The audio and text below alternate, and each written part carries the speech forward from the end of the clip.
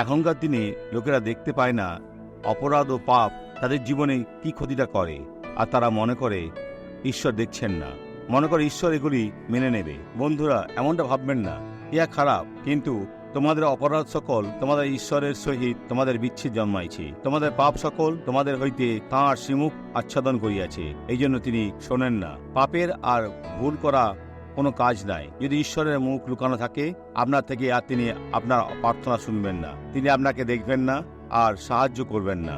আমার বন্ধুরা, এই পরিস্থিতিতে ঈশ্বর আমাদের সহায় ও বল, আর সংকটকালে সুপ্রাপ্য সহায়। আপনার তাকে দরকার। আপনি ক্রন্দন করুন আর তিনি আপনাকে সাহায্য করবেন, আর তিনি আপনাকে উদ্ধার করবেন।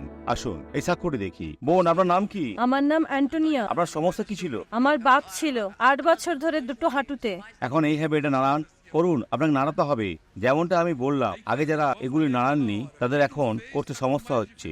এইভাবে করুন, হচ্ছে। এখন স্বাভাবিকভাবে চলুন, চলতে থাকুন, চলতে থাকুন, চলুন, চলতে থাকুন, চলতে থাকুন, চলুন, চলতে থাকুন, চলতে থাকুন, চলুন।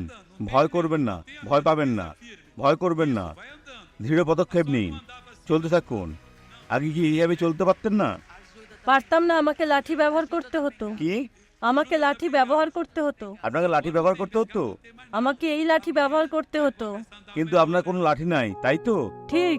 আগামীকাল আরো ভালোভাবে চলতে পারবেন। বন্ধুরা, এখন প্রার্থনা করি।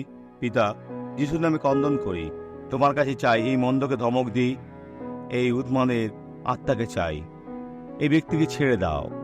যিশুর নামে আর ফিরে আসবে না, আর তাদের আশীর্বাদ লাভ করবে। যিশুর নামে, আমিন।